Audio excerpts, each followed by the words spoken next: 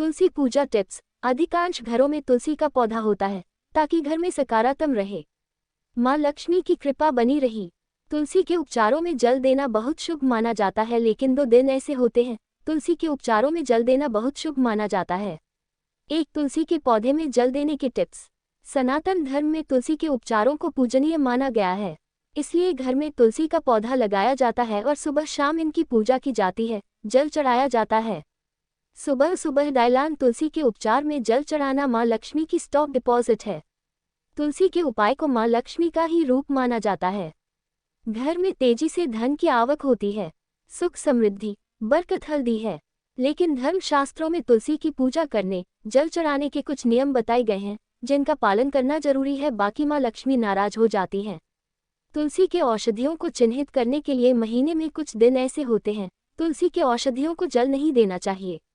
2 सप्ताह के इस दिन तुलसी को नहीं चढ़ाना चाहिए जल।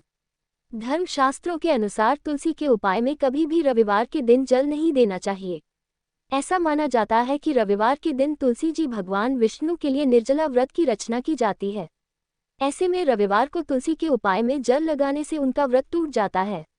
इससे तुलसी जी और माता लक्ष्मी नाराज हो जाती हैं, इसलिए कभी भी रविवार के दिन विष्णु प्रिया को तुलसी में जल नहीं चढ़ाना चाहिए।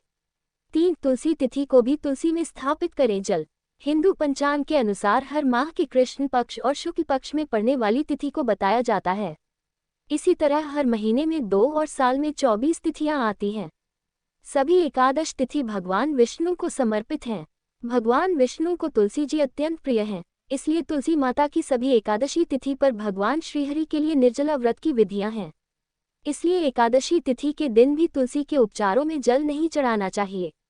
यदि रविवार और एकादशी के दिन तुलसी के उपचारों में जल चढ़ाया जाए तो तुलसी का पौधा सूख जाता है, साथ ही माँ लक्ष्मी और भगवान विष्णु की कृपा से आपके परिवार को गरीब बना दिया जाता है। नोट: उपरोक्त दी गई जानकारी व सुझाव सिर्फ सामान्य सूचना के लिए है, हम इसकी सत्यता या जांच की पुष्टि नहीं करते हैं।